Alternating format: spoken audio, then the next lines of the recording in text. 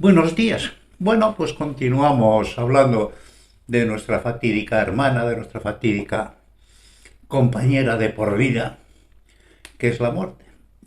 Y vamos a hablar de la realidad y vamos a hablar de las esperanzas.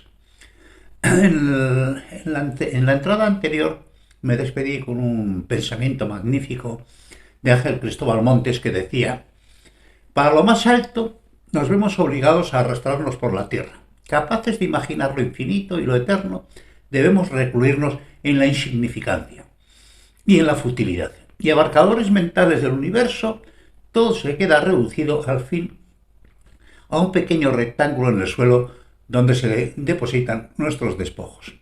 Esta es la realidad de la vida. Esta es la realidad de la condición humana. Y continúo, ya que, comillas, todas las tragedias que se pueden imaginar confluyen en una sola: el paso del tiempo. Simone Weil. Especialmente para nosotros, los fugaces seres humanos, ya que, comillas, el tiempo es lo que cambia y se diversifica. La eternidad permanece simple. Y tan simple. Y tan simple. Sí, pero nosotros, las personas, una a una, las recibimos el total y contundente impacto, comillas, de los tristes y demoledores agravios del calendario y el día marcado en él de nuestro final, nuestra muerte. La muerte, siempre la idea de la muerte, gravitando en misericordia sobre nosotros, amargando nuestros días y especialmente nuestras noches, cuando el inconsciente navega sin ataduras y los miedos atávicos y las emociones sin freno se enfebrecen de pesadillas angustiosas. Al sumergirnos en el sueño de la noche aflora sin rienda nuestras dudas, nuestros miedos, nuestros misterios y siempre la misma pregunta temerosa: ¿veré el próximo amanecer? ¿Qué será de mí? Y cada cual lo mal resuelve o lo mal soporta a su manera. Este tipo de angustias son comunes y generales, sobre todo cuando vas avanzando en edad, ¿verdad? Hay un momento en la vida, que cuando sois muy joven, que la idea de la muerte ni se te pasa por la cabeza. Les llega también, pero completamente de improviso. Pero claro, los que vamos caminando hacia el final de nuestra vida, pues lo vemos de otra forma, completamente distinto, como es natural. Y algunos lo mal resuelve o lo mal soporta a su manera, y algunos mediante el sueño químico, un adelanto de la muerte o la total inconsciencia, otros enfrentándose como pueden a la inasumible verdad de que la muerte es nuestro futuro y lidiar como se pueda y racionalizar como se pueda, si se puede, nuestro inapelable destino. La fugacidad de la vida, la fugacidad de la vida y la certeza de nuestra muerte. Qué difícil, qué difícil. Pero no queda más remedio que aceptarlo. Pero algunos valientes prefieren plantarle cara a la muerte y contestar a su mueca macabra con el desprecio y con la risa, con la recia vitalidad estudiantil de la vida y de la juventud. De un vivimos, vivamos, entre comillas. Mientras vivimos, vivamos. Es el mejor consejo que nadie puede dar. Mientras vivimos, vivamos y gocemos de la vida en la fortuna y en la desgracia, en la riqueza y en la ruina. Pero no tienes otra oportunidad, no hay segundas vueltas. Digamos,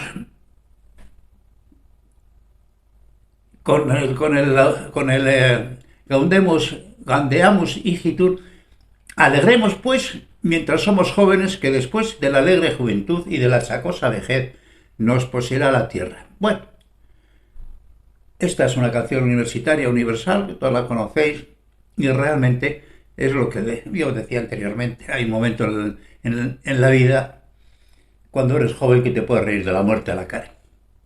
Cuenta Nikos Kazantzakis que en su natal Creta, tenían la costumbre de ir construyendo su propia tumba en vida, y mientras esperaban su uso para la eternidad, muchos la utilizaban para reuniones nocturnas de amigos, para beber, para cantar, para festejar la vida, para comer y para celebrar, para disfrutar del amor físico y de la vida, justo en ese lugar de muerte donde en terrorífica soledad estaba su propietario, condenado a pasar en soledad una eternidad sin tiempo. Esa costumbre de ir a los cementerios a beber y a disfrutar Es, yo creo, general. Todas las culturas en un momento determinado, y sobre todo la juventud, lo han practicado de alguna forma. Y sigamos con los que se burlan de la muerte. Y os cuento que canta Chino Martínez con letra de Queirolo y música de Morel y Mayer una festiva milonga en bellísimo lunfardo sobre un velatorio, entre curdas, donde sus amigos de borrachera despiden al negrito Carmona, remanayo escabiador, que por ser buen chupador lo velaron dignamente. Y en la borrachera de su despedida terminaron todos en comisaría, incluyendo al final, al que la policía quiere tomar declaración.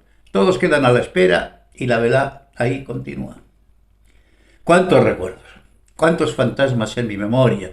Toda mi familia ida que vive en mí, que vive en mi memoria. Por siempre me acuerdo de todos. Recuerdos de antes, cuando el nacimiento y la muerte era un tema de todos, de la comunidad. Comillas. Hoy recuerdo a los muertos de mi casa, la que murió noche tras noche, y era una larga despedida, un tren que nunca parte, su agonía. Octavio Paz. Y la muerte no era un tema empresarial, de tanatorios, de escaparates acristalados para separar la vida y la muerte, y donde el difunto hace de maniquí bien maquillado, de catálogo de grandes almacenes de ataúdes y servicios funerarios, cuando las personas morían y se velaban en las casas y al difunto lo lavaban, lo afeitaban, lo peinaban y lo vestían entre lloros y lamentos, las mujeres, todo en familia, en la estancia principal, con 2 velones a cada lado de la caja abierta, y las familias y los vecinos y los amigos venían con sus propias sillas y dulces y botellas de licor para soportar y amenizar y calentar la triste larga noche del último adiós. Y allá, en la madrugada, en el despertar del alba, al nacimiento del nuevo día, se oyen las primeras risas alcohólicas, los recuerdos, las anécdotas, los chistes, las vivencias compartidas, el inconsciente deseo de manifestar vida y expulsar la sombra de la muerte, y si el difunto pudiera, seguro que también se sumaría a este tenebroso jolgorio de reafirmar la vida, como ya lo hizo él tantas veces antes, cuando era él el que velaba al familiar o al amigo difunto. ¿Os acordáis de ese tipo? ¿Estáis en alguna cultura, sobre todo mediterránea, que hayáis, y en fin, toda la herencia de España en América, como natural?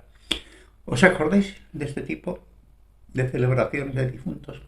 De esas noches que no se acababan nunca. Yo sí me acuerdo.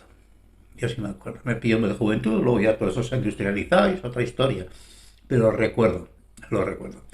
Y así se rió burlón, un burlón despreciativo de aquellos sobrecargados entierros de curas, incensarios, cirios, plañideras, niños pagados de orfanato con hachones que lloraban cera y la larga campaña del adiós. Comillas.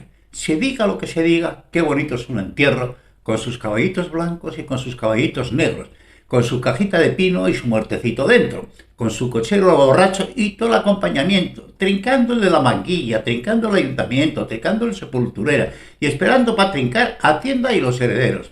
Se diga lo que se diga, qué bonito es un entierro. Povedad. Hijo de la grandísima. Yo me acuerdo de aquellos entierros con el coche de caballos y toda la compañía detrás y aquella gente pagada que acompañaba al difunto. Dios, qué bien lo describo. Y parece que la profecía del entierro de Tierno Galván, el viejo profesor, un político de izquierdas, agnóstico brillante y militante social combativo, como decía él, como Dios manda, del que la Iglesia española se vengó cumplidamente con los fastos faraónicos católicos de su funeral. Miserable discurso eclesial y cardenalicio de despedida. Eso se podría poner entre los discursos infames de venganzas póstumas. Resulta menos sorprendente los lejanos que están en el tiempo los primeros ritos funerarios asociados a la especie humana y lo lejos que está en el tiempo la asunción de la inexorable muerte. Comillas. Todo lo nacido tiende hacia la muerte. Cierro comillas. Pero como decía con desesperación la vieja bulería, yo no temo a la muerte, yo lo que temo es a la vida, con esta cabeza mía, tan curiosa y tan atormentada. La asumo como mía esta letra popular. Hasta hace poco tiempo, el más antiguo enterramiento asociado a ritos funerarios eran los esqueletos encontrados en el Monte Carmelo, en Jerusalén, de unos 100.000 años de antigüedad, coincidente casi con la aparición de nuestra rama evolutiva, y los enterramientos incluso con flores en las cuevas de Sanidad, en Irak, de unos 50.000 años de antigüedad, pero los descubrimientos en Atapuerca, España, Burgos, España, parecen indicar unos rudimentarios ritos funerarios de más de 400.000 años de antigüedad, con el enterramiento, al parecer, intencionado y ritualizado de un cuerpo humano con un hacha de piedra, que los arqueólogos la han denominado Excalibur, en romántica referencia de la leyenda artúrica, arma y roca, también la primera asociación simbólica de hombre-herramienta, muerte, rito, trascendencia. Puede que sea la primera vez que nos hemos encontrado por el momento de la asociación simbólica de hombre, herramienta, muerte, rito, trascendencia. Y en todas las culturas humanas se encuentran enterramientos ritualizados con armas, pinturas, joyas y otros recuerdos que permiten creer en esas primeras esperanzas de que la vida ha de continuar en otro plano existencial en que de algún modo se negaba la cruel orden que la muerte representa. Ha sido general, esa esperanza ha sido general en la humanidad.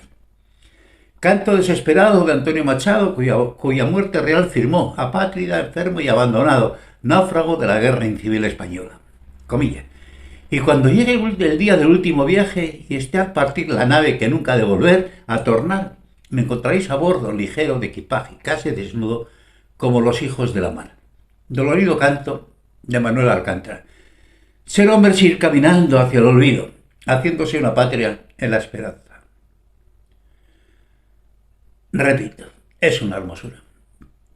Ser hombre es ir caminando hacia el olvido, haciéndose una patria en la esperanza. Los enterramientos ritualizados y las lápidas funerarias están presentes en todas las culturas y en todos los tiempos, con la excepción tal vez del panteón hindú, persa, vikingos y algunas otras culturas que han sostenido la idea de la devolución del cuerpo a la naturaleza, liberar el espíritu del cuerpo, el alma del envoltorio. Si bien los más impresionantes monumentos funerarios alcanzan su máxima expresión en la cultura china, dinastía Qing, tumba del emperador Qinshi Huangdi y su impresionante ejército de guerreros de terracota, y dinastía Han, y fundamentalmente en Egipto, en la esperanza de la conservación de los cuerpos y la continuación de la vida en otros planos. Comillas, morir, dormir, tal de soñar. El problema, como apunta el poeta, es que seremos capaces de soñar despojados de nuestro cuerpo y ausente nuestro hálito de vida. ¿Y crees que continuarán los sueños? En esa última civilización, en egipcia, los ritos asociados a la muerte alcanzaron en muy tempranos tiempos de la historia humana tan extraordinarios resultados, tales extraordinarias manifestaciones, tales complejas ritualizaciones que han supuesto en este campo, para mí, la cima máxima y cuyas cotas no han sido nunca vueltas a alcanzar por ninguna otra civilización, incluida la nuestra. La muerte y la tumba como esoterismo, como rito iniciático, como inexorable vía al renacimiento, como germinación, camino de resurrección y vida eterna, el fundamental texto de las pirámides, camino moral de vida y muerte, cuyos ecos perviven en el tiempo, libros de las puertas, de la cámara secreta, de los muertos o del salir a la luz, alquimias del renacer. Para morir, comillas, para morir, que es la mayor tarea que debemos afrontar, la ejercitación no puede ayudarnos. Todos somos aprendices cuando llegamos a ella. Montaigne. Como siempre, el maestro que nunca desilusiona. Pensamiento más certero es difícil. En definitiva, pasamos media vida aprendiendo a vivir y la otra media aprendiendo a morir, y esperando sin ninguna esperanza no hacerlo nunca, con la nada en ambos extremos. Comillas, qué corta es la vida y cuán largas pueden ser las horas. Y Santa Teresa nos dice que la vida es una mala noche en una mala posada.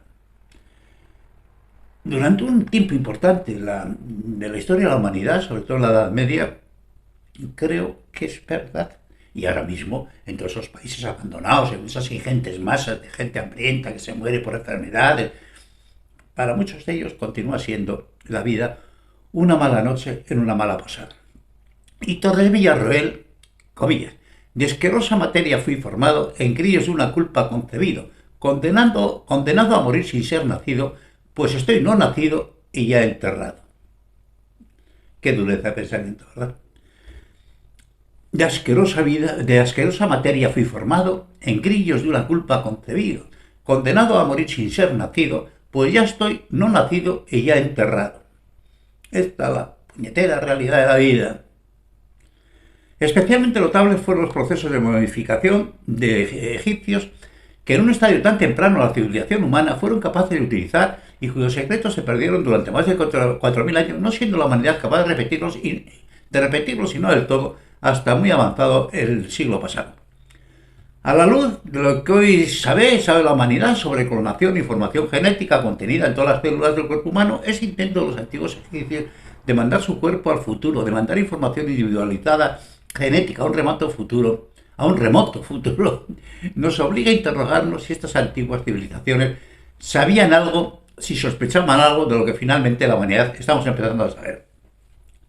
Lo que parece cierto es que antes o después, más bien antes, estaremos en condiciones de clonar cualquier cuerpo del que tengamos una sola célula, siempre que la cadena de ADN no se haya destruido. Los problemas éticos y legales que tenemos con esta posibilidad son infinitos, pero será difícil que ante lo que esto supone, el más viejo y loco sueño mítico de la humanidad, antes o después, más bien antes, no lo realicen.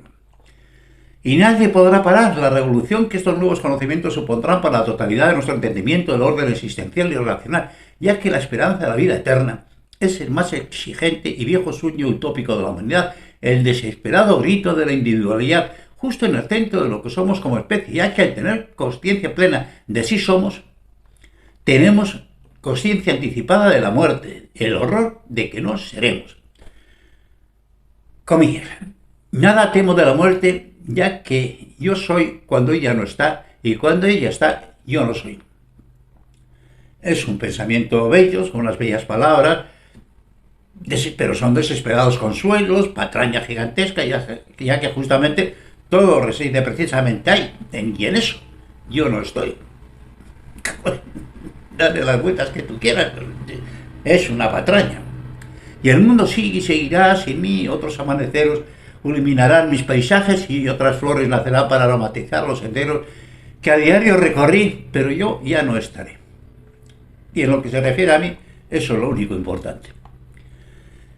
Esta es la universal base de las esperanzas proporcionadas por las religiones y que comienzan a ser trasladadas a las ciencias, marcando el camino de la más importante polémica con la que nos enfrentaremos en nuestro próximo futuro, entre los que intentarán conservar su propia individualidad por el camino que sea en este mundo y los que entenderán que la muerte y la destrucción física representan el orden inmutable al que debemos someternos, ya que la vida eterna pertenece solo a instancias naturales, pertenece a Dios o a los dioses.